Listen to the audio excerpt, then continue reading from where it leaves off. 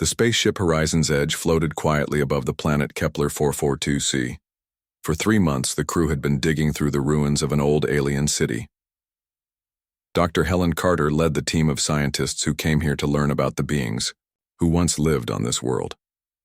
Pete Sullivan pushed his cleaning cart down the metal hallway of the ship. He had worked as a janitor for 2 years now, keeping the research areas clean while the smart people did their important work. Pete didn't mind. He liked the quiet and the simple tasks. It was better than his old life back on Earth. The archaeology team had found many broken pieces of buildings and strange tools. Everything they discovered was old and turned to stone over thousands of years. Dr. Lisa Park, the alien life expert, studied each piece carefully. She hoped to understand how these creatures had lived and died. Commander Jake Morrison ran the ship with a firm hand. He wanted everything done by the rules. The mission was to collect samples and bring them back to Earth for study. Nothing more, nothing less. Pete finished cleaning the main lab and moved to the storage room where they kept the day's findings. Boxes of rock pieces and metal fragments sat on shelves waiting to be examined. As he swept the floor, something caught his eye. In the corner, behind a fallen box, something glowed with a soft blue light. Pete moved the box and found what looked like a hand, but this was not like the stone pieces they usually found. This hand looked real, as if it belonged to someone who was still alive. The hand was clear like crystal, but Pete could see tiny lights moving inside it like stars. It was beautiful and strange at the same time. The fingers were longer than human fingers, and the skin seemed to shimmer with its own light. Pete picked up the hand carefully. It felt warm and seemed to pulse gently like a heartbeat. This was definitely not a piece of old stone. He knew he had to show this to Dr. Carter right away. He found Dr. Carter in her office looking at pictures of the day's discoveries on her computer screen. She was a kind woman in her 50s who always listened to everyone on the crew, even Pete. "Dr. Carter," Pete said quietly, "I found something different." She looked up and smiled. "What is it, Pete?" He showed her the glowing hand. Dr. Carter's eyes went wide. She stood up quickly and called for Dr. Park over the ship's communication system. "Lisa, come to my office right now. Bring your scanner." Dr. Park arrived in less than a minute. She was younger than Dr. Carter, with short black hair and quick, smart eyes. When she saw the hand, she almost dropped her equipment. "Where did you find this?" she asked Pete. "In the storage room, behind some boxes." It was glowing in the corner. Dr. Park ran her scanner over the hand. The machine made excited beeping sounds. "Helen, this is incredible. Look at these readings." Dr. Carter studied the scanner's display. "The cellular structure is still active?" "More than active. The neural pathways are firing. This being might not be dead at all. They could be in some kind of deep sleep state." Pete watched the two scientists work. He had studied biology before becoming a janitor, but that was a long time ago. Still, he could understand enough to know this was something very special. Dr. Park continued scanning.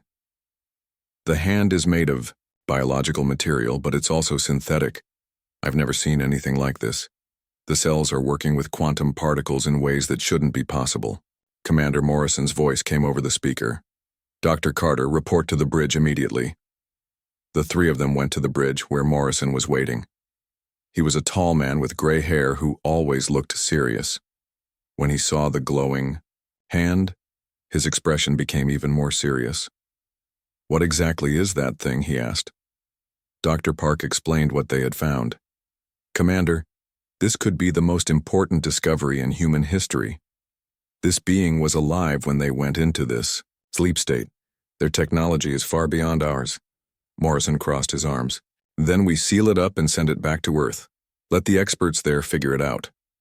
"No," Dr. Park said quickly. "The quantum biological structure is very delicate. If we put it in storage for the long trip back, it might die for real this time. We need to study it here now." "That's not our mission," Morrison replied. Dr. Carter stepped forward. "Jake, we're scientists. Our mission is to learn. This could teach us more about life in the universe than anything we've ever found." Pete had been quiet, but now he spoke up. "What if we could help them?" Everyone looked at him. Morrison frowned. What do you mean, Sullivan? Well, if they're not really dead, maybe we could wake them up. Our medical bay has advanced equipment. Maybe we could, I don't know, fix them? Dr. Park's eyes lit up. That's actually not impossible. If we could map the quantum biological patterns in this hand, we might be able to use our bioprinter to reconstruct the rest of their body. Morrison shook his head. Absolutely not. That's way beyond our authority. But Commander, Dr. Carter said, we have the technology. Our medical bay was designed for emergency surgery and tissue repair. The bioprinter could handle this. The risk is too high, Morrison said. Dr. Park held up her scanner. The risk of doing nothing is higher. These readings show that the sleep state is not stable. This being is dying slowly. In a few more days, even their hand will be just another piece of stone. Pete looked at the hand again. The blue light seemed a little dimmer than when he first found it. They've been waiting a long time for someone to find them, he said quietly. Dr. Carter nodded. We didn't come all this way just to collect rocks, Jake. We came to discover life among the stars. Well, here it is. Morrison was quiet for a long moment. Finally, he sighed. If we do this, it stays between us. No reports to Earth until we know what we're dealing with. And if anything goes wrong, we stop immediately. Dr. Park smiled. Understood, Commander. Pete felt a strange excitement in his chest. For the first time in years, he was part of something important, something that might change everything. As they prepared to leave the bridge, Pete took one more look at the alien hand. The tiny lights inside seemed to dance, as if the being inside knew that help was finally coming. Don't worry, he whispered to the hand. We're going to try to bring you back. Dr. Park set up her equipment in the medical bay, while Pete watched quietly from the corner. The room was full of advanced machines that could scan, print, and repair human tissue. Now they would try to use these machines to bring back someone who was not human at all. Pete, can you hand me that quantum scanner? Dr. Park asked. Pete had been helping for the past 2 days. Even though he was just a janitor, he knew more about the medical equipment than anyone else on the ship. Before, his life fell apart on Earth. He had worked with bioengineering systems just like these. Dr. Carter placed the alien hand in the scanning chamber. Lisa, are you sure this will work? I'm not sure of anything, Dr. Park replied. But the scans show that this hand contains a complete genetic map. It's like the being compressed their entire body into this one part before going into the sleep state. Pete studied the readings on the screen. The quantum signatures are really complex. It's like they exist in 2 places at the same time. Dr. Park looked at him with surprise. You understand quantum biology? Pete's face turned red. I used to work with bioprinters back on Earth before I came here. Why didn't you tell us? Dr. Carter asked gently. Pete was quiet for a moment. There was an accident. Someone got hurt because of something I built.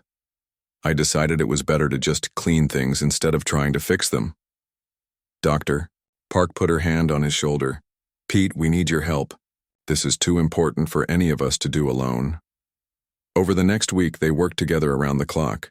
The alien biology was unlike anything they had ever seen. The cells worked with quantum particles in ways that seemed impossible.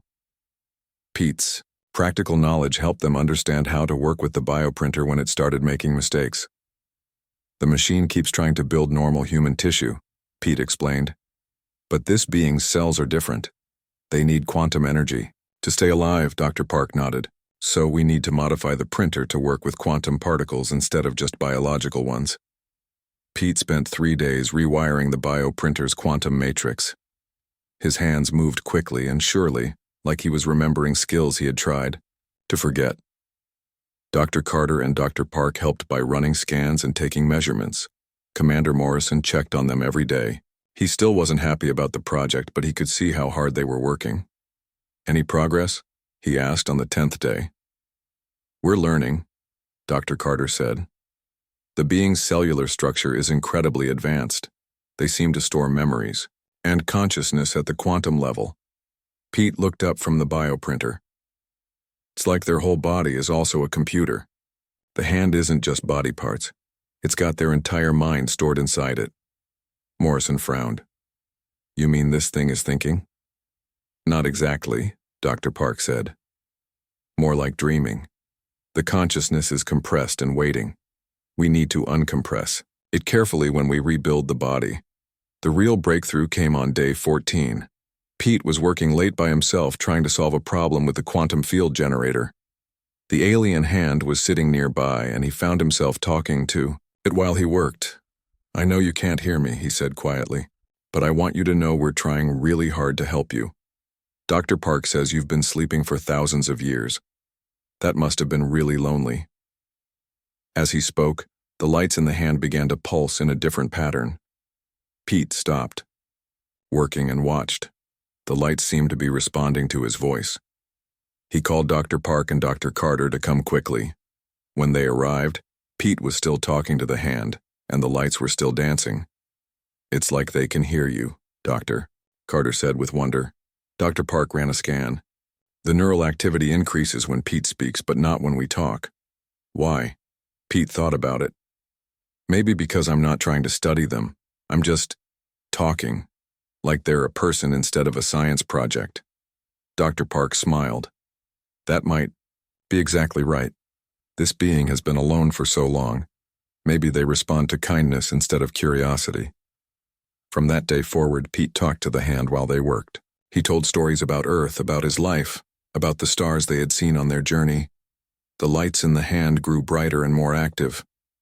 I think they're getting stronger, Pete said on day 16. Dr. Park checked her readings. You're right, the quantum field is more stable now. I think they're preparing to wake up. The final phase of reconstruction took 2 more days. The bioprinter worked slowly, building the alien body 1 layer at a time. Pete watched the quantum readings, while Dr. Park and Dr. Carter monitored the biological systems. The body structure is so elegant, Dr. Carter said as they watched the printing process.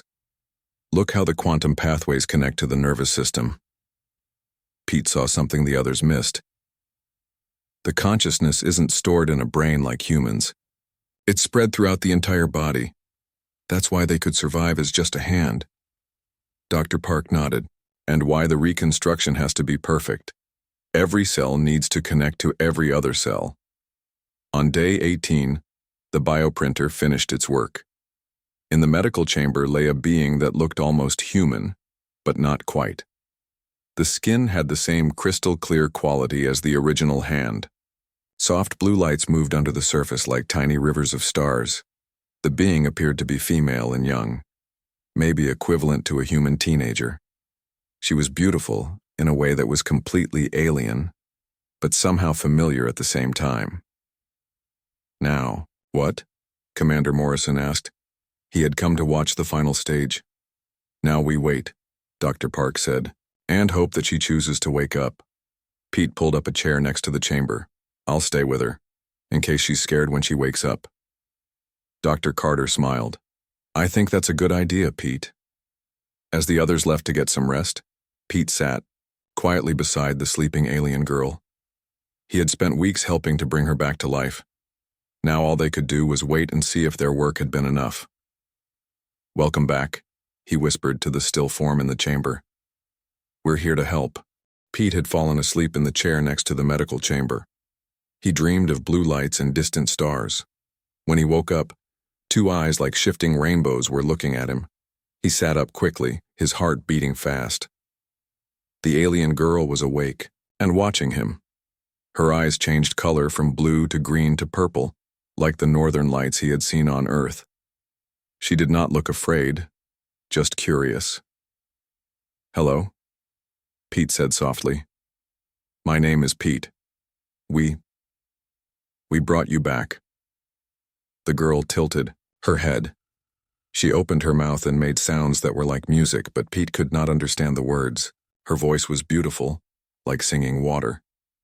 Pete pressed a button to call the others. Within minutes, Dr. Carter, Dr. Park, and Commander Morrison were in the medical bay. The alien girl looked at each of them, but her eyes always came back to Pete, she's beautiful, Dr. Carter whispered. Dr. Park was already running scans. All her biological systems are working perfectly. Brain activity is normal for her species. She seems healthy and alert. The girl sat up slowly in the chamber. The blue lights under her skin pulsed gently as she moved. She looked around the room, taking in everything with those amazing eyes. Commander Morrison stepped forward. "Can you understand us?" The girl looked at him and made more musical sounds. She seemed to be asking questions, but none of them could understand her language. "Doctor." Park brought over the ship's translation computer. This might take a while, but the computer should be able to learn her language if she keeps talking. For the next hour, the alien girl spoke while the computer listened and learned. Pete stayed close to her side. When she seemed confused or worried, he would speak gently to her and she would calm down. Finally, the computer made a happy beeping sound. "Translation matrix complete," it announced in its mechanical voice. Dr. Carter smiled. "Try talking to her now." Pete looked at the alien girl. "Can you understand me now?" The girl's eyes went wide. "Yes. You are the voice from my dreams. You talked to me while I slept. You could hear me? Your words gave me strength while my body was being rebuilt. You told me about your world and your stars. I am grateful." Dr. Park leaned forward excitedly. "What is your name? What species are you? Where do you come from?" The girl looked a little overwhelmed by all the questions. Pete gently touched Dr. Park's arm. "Maybe we should go slower." The alien girl smiled at Pete. "My name is Zara Keithel. In your language, you may call me Zara. I was one of the Luminari." "Luminari," Dr. Carter repeated. "Are there others of your people?" Zara's eyes became sad, shifting to darker colors. "No, I am the last. My people were destroyed long ago by the machines we call the Devourers." "How long ago?" Commander Morrison asked. "Over 1,000 of your years. I put myself into the quantum sleep when my world was dying. I hoped that someday, someone would find me and wake me up." Dr. Park was taking notes quickly. "How were you able to survive as just a hand?" "My people learned to store consciousness in quantum patterns. When the Devourers came, I compressed my entire being into my hand and went into the deepest sleep possible." Pete had been quiet, but now he asked, "What are the Devourers?" Zara turned to him, and her eyes became very serious. "They are machines that consume life, not just bodies, but the essence of consciousness itself. They eat the quantum patterns that make a being who they are." "Are they still out there?" Morrison asked. "Yes. They move slowly across the galaxy, consuming entire civilizations. They learn from each species they destroy, becoming stronger and smarter." Dr. Carter felt a chill. "Are they coming toward Earth?" Zara closed her eyes for a moment as if listening to something only she could hear. "Your people spread quickly among the stars. You build and explore with great energy. Yes, you are in their path." The room became very quiet. Pete took Zara's hand gently. "How long do we have?" "It is hard to say. The Devourers move at different speeds depending on how much they find to consume. But your species is expanding fast. You will encounter them within your lifetime." Commander Morrison ran his hand through his gray hair. "Do they communicate? Can we negotiate with them?" "No. They do not see other beings as alive in the way you understand life. To them, consciousness is just energy to be consumed. They cannot be reasoned with or stopped by force." "Then how do we fight them?" Dr. Park asked. Zara looked at Pete again. "My people spent their last years trying to find a way to stop the Devourers. We discovered something important about human consciousness." "What do you mean?" Pete asked. "Most species in the galaxy think in patterns that the Devourers can predict and counter. But humans think differently. Your minds are chaotic, creative, emotional. You make connections that seem impossible to logical beings." Dr. Carter leaned forward. "And that helps how?" The Devourers cannot easily process human-type consciousness. It confuses their systems. My people believe that human creativity, combined with our quantum technology, could create a weapon that the Devourers cannot understand or defend against. Morrison's voice was urgent. Do you know how to build this weapon? Zara was quiet for a long moment. The knowledge is stored in my quantum memory, but accessing it fully would require me to return to quantum superposition. I might not survive the process. Pete squeezed her hand. There has to be another way. Perhaps, but it would take time to find it. Time your species may not have. Doctor, Park stood up suddenly. We need to get this information back to Earth immediately. No, Morrison said. First we need to verify everything she's telling us. And we need to understand exactly what we're dealing with. Zara looked around at all of them. You brought me back from death. You gave me a second chance to live. I do not wish to die again so soon. But if it means saving your people... Pete stood up and faced the others. We're not going to let her sacrifice herself. There has to be another way to get this information. Pete's right, Dr. Carter said. Zara, you said it would take time to find another way. How much time? I do not know. Days, weeks, perhaps longer. Commander Morrison nodded slowly. Then, we start working on alternatives immediately. In the meantime, we head back toward Earth. If we can't find another way, at least we'll be closer to home when we have to make the hard choice. Zara looked at Pete with gratitude in her rainbow eyes. You would risk your entire species for one alien girl? Pete smiled at her. You're not just an alien girl, you're our friend. And friends don't let friends sacrifice themselves if there's any other choice. For the first time since waking up, Zara laughed. The sound was like crystal bells in the wind. I think I am going to like living among humans. 3 weeks had passed since Zara woke up. She had learned to move around the ship and was getting stronger every day. The blue lights under her skin glowed brighter now, and her rainbow eyes sparkled with curiosity about everything around her. Pete spent most of his free time with her, showing her how things worked on the ship and telling her about human culture.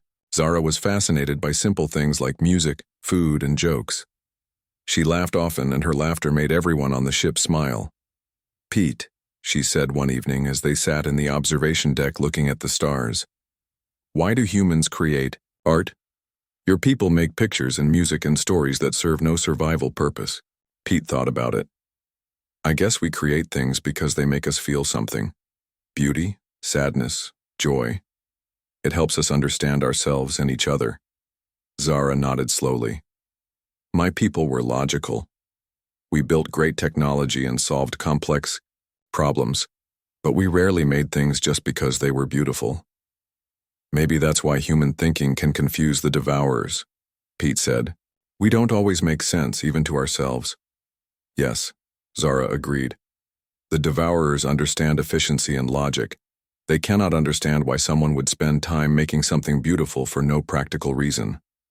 Over the weeks, Zara had been sharing her knowledge with Dr. Park and Dr. Carter. She taught them about quantum biology and consciousness transfer. In return, they showed her human science and technology. But Pete's relationship with Zara was different. While the scientists saw her as an amazing discovery, Pete simply saw her as a friend who needed help adjusting to a universe where everyone she had ever known was gone. I dream about my homeworld sometimes, Zara told him one night. In my dreams, my family is still alive. When I wake up, I remember that I am alone. You're not alone, Pete said gently. You have us now. Zara smiled sadly. But you will age and die in a few decades. I could live for thousands of years. Eventually, I will be alone again. Pete didn't know what to say to that. He had never thought about how lonely it must be to outlive everyone you care about. Doctor. Park had been working with Zara to find a way to access her quantum memories without killing her. So far, they had not found a solution. The knowledge of how to fight the Devourers was locked away in parts of Zara's mind that were too dangerous to reach. The problem, Dr. Park explained to Pete, is that accessing those memories requires Zara to partially dissolve her consciousness back into quantum patterns. It's like asking someone to become liquid while still staying solid. What if we could copy the memories instead of extracting them? Pete suggested. We've tried that. The quantum patterns are too complex. They can only exist in a consciousness. That was originally Luminari. Pete had an idea that had been growing in his mind for days, but he was afraid to suggest it. Finally, he decided to talk to Zara about it privately. Zara, he said as they worked together in the ship's garden, what if instead of taking the memories out of your mind, we found a way to connect your mind to human technology? She looked at him with interest. What do you mean? Well, you said your consciousness works with quantum patterns. Our computers are starting to use quantum processing too. What if we could create a link between your mind and our computer networks? Zara was quiet for a long time, thinking. It might be possible, but such a link would be permanent. I could never be separated from human technology again.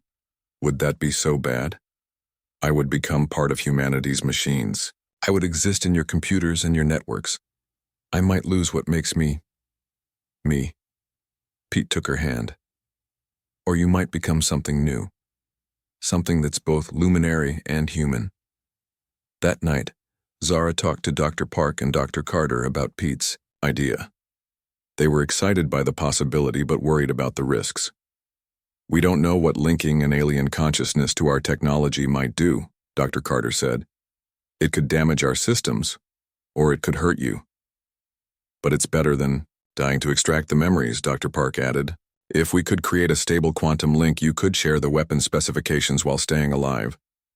Commander Morrison was less enthusiastic when they presented the idea to him. You want to connect an alien mind to our computer systems?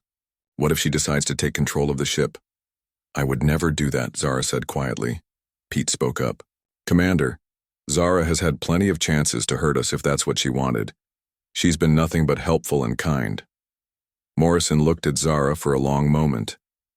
No offense, miss, but we barely know you, and you're asking us to trust you, with access to all of our technology. I understand your concern, Zara replied. If you wish, we could start with a limited connection, just enough to share the weapon knowledge. I could prove that I mean no harm. Dr. Park was already thinking about the technical challenges. We would need to modify the ship's quantum computer core, and we would need someone to serve as the primary interface operator. Everyone looked at Pete. He had become the expert on quantum biotechnology during Zara's reconstruction. Pete, Dr. Carter said, would you be willing to manage the interface during the procedure? Pete felt scared and excited at the same time. What exactly would I have to do? You would be the bridge between Zara's consciousness and our computer systems, Dr. Park explained. Your mind would help translate between alien quantum patterns and human technology. Is it dangerous? Pete asked. Dr. Park hesitated. We don't really know. The quantum energies involved could affect your brain in ways we can't predict. Zara touched Pete's arm. I will not ask you to risk yourself for my sake. Pete looked at her rainbow eyes and made his decision. You risked everything to save knowledge that could protect humanity. The least I can do is risk something to help you share that knowledge. Commander Morrison sighed. If we're going to do this, we do it carefully. Full medical monitoring, emergency shutdown procedures, everything. By the book.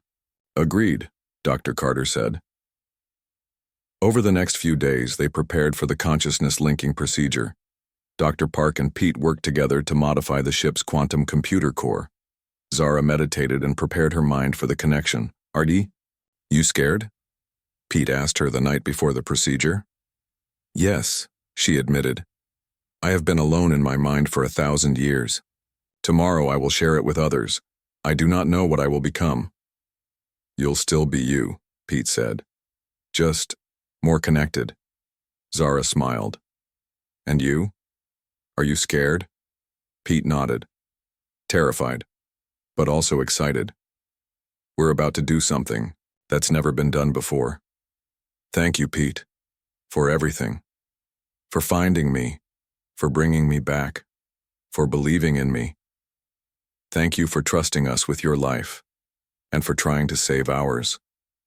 As they prepared for sleep, both Pete and Zara wondered what tomorrow would bring.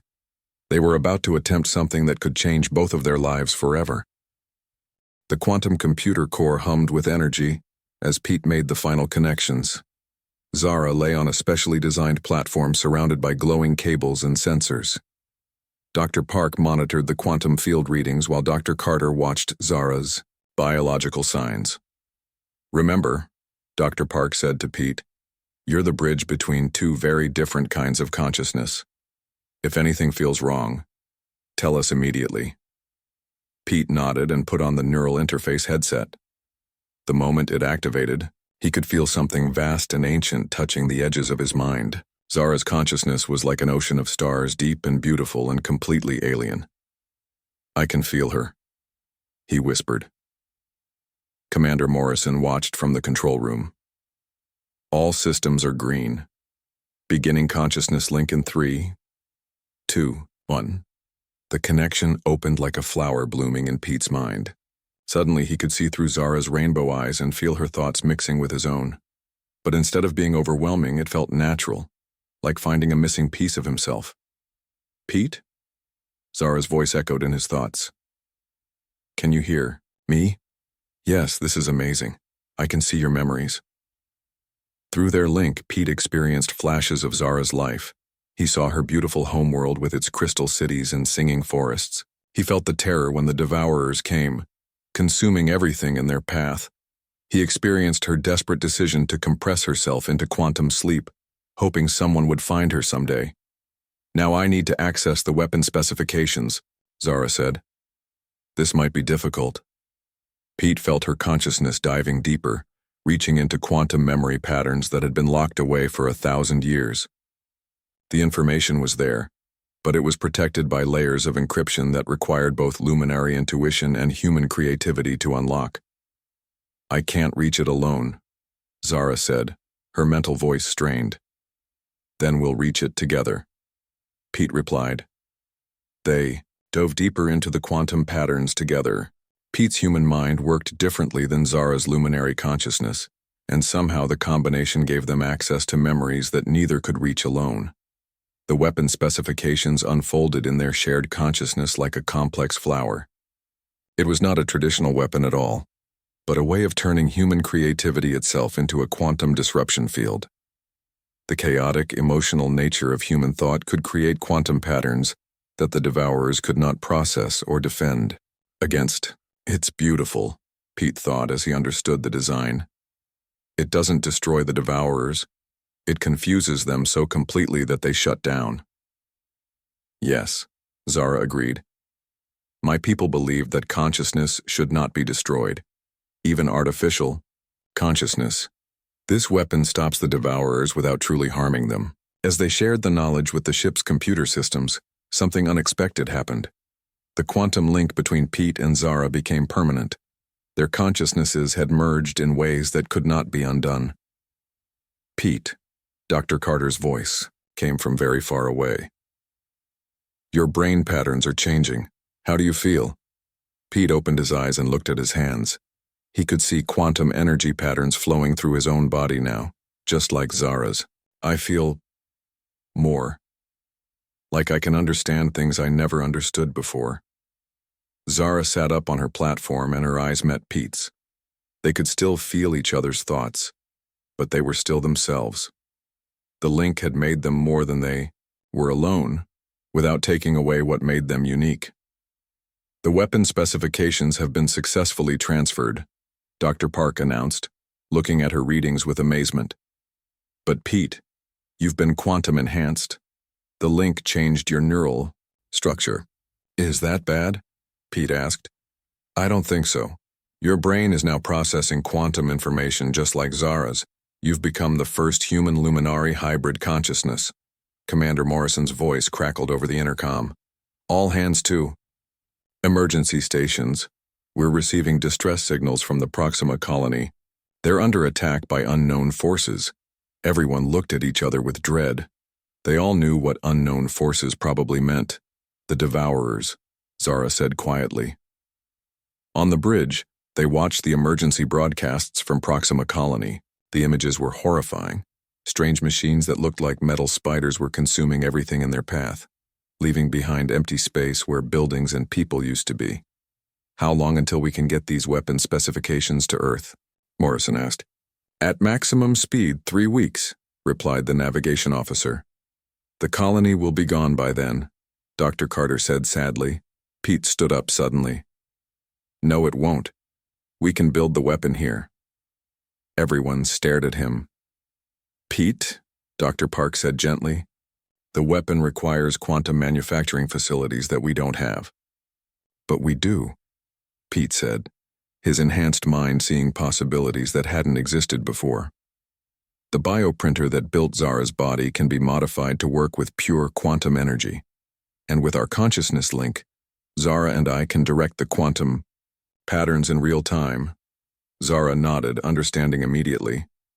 Yes, we can build a small version of the weapon. Maybe not enough to stop all the devourers, but enough to save the colony.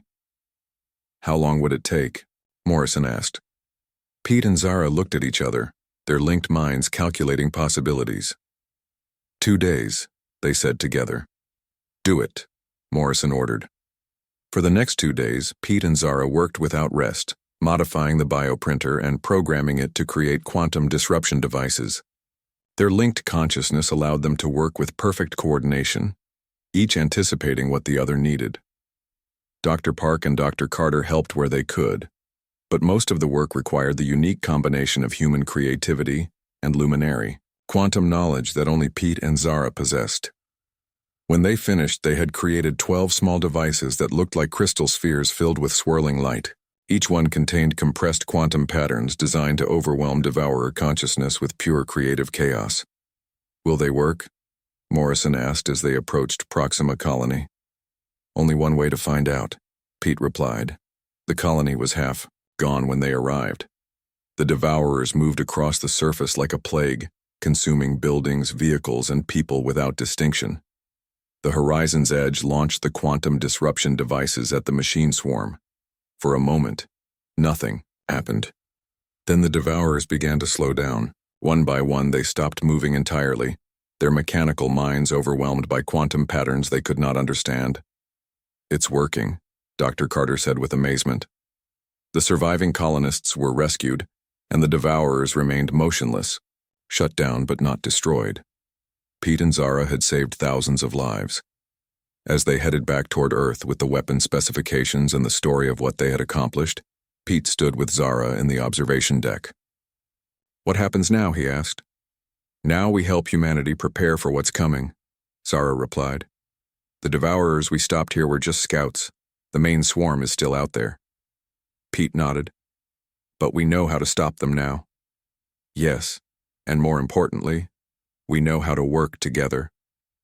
Humans and other species combining their different ways of thinking to solve problems that neither could solve alone. Zara took Pete's hand, and he could feel her thoughts mixing with his own. I was alone for 1,000 years, she said. But now I'm part of something bigger, part of humanity's future among the stars. Pete smiled. And I was just a janitor hiding from his past. Now I'm helping to shape humanity's destiny. We both became more than we thought we could be, Zara said. As Earth grew larger in the view screen ahead of them, Pete and Zara knew their real work was just beginning. They had saved one colony, but there were thousands more human settlements, scattered across the galaxy. And somewhere out there, the main devourer swarm was still coming. But for the first time in 1,000 years, they had hope. Humanity's chaotic creativity, combined with luminary quantum knowledge, could create defenses that no enemy could overcome. And at the center of it all would be the friendship between a human janitor and an alien girl who had been reborn from a single glowing hand. The future was uncertain, but it was theirs to shape together.